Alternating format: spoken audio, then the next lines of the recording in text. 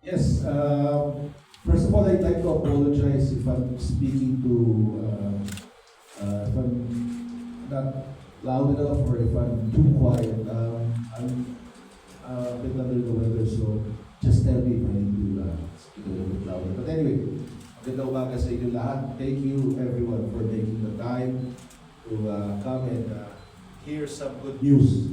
No?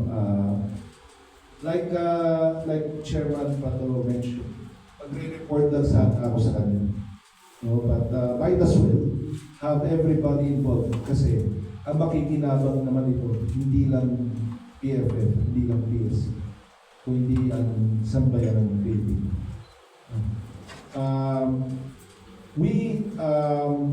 The Philippine Football Federation, of course, as everybody knows, is under the international federations of FIFA, Federation International de Football Association, AFC, Asian Football Confederation, and AFF, ASEAN Football Federation.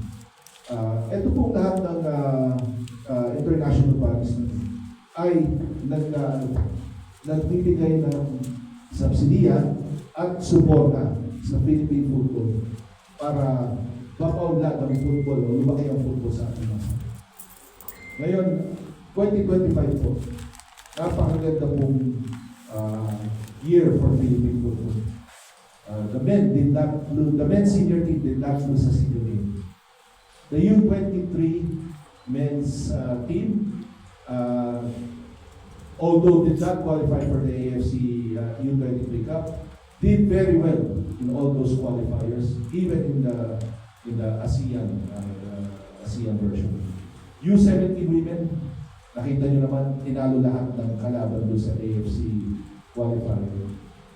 And sa SEA Games na lang, sabay-sabay ng semifinals ang tatlong team natin, futsal women's, men's U23.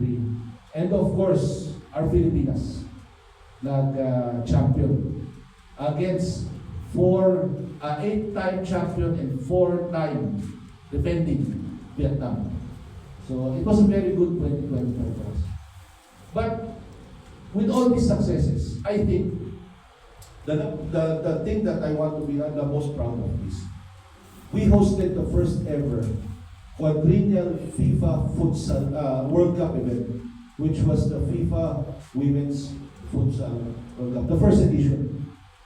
And why do I want to take emphasis on that? Like I said, the international bodies concerning football have been supporting PFF, but now they recognize that the Philippines is not just here for handouts.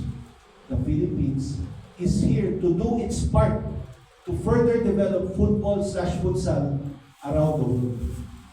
Tayo, nag-host tayo ng napaka-importante na event. And Mr. Chair, gusto ko lang pabalita ko sana sa inyo is may papakita ako sa inyong video. Mukhang nagbubunga na. Nagbubunga na ang ating contribution to world football. So before I go on and explain the projects that are going to happen this year, please take a look at our video.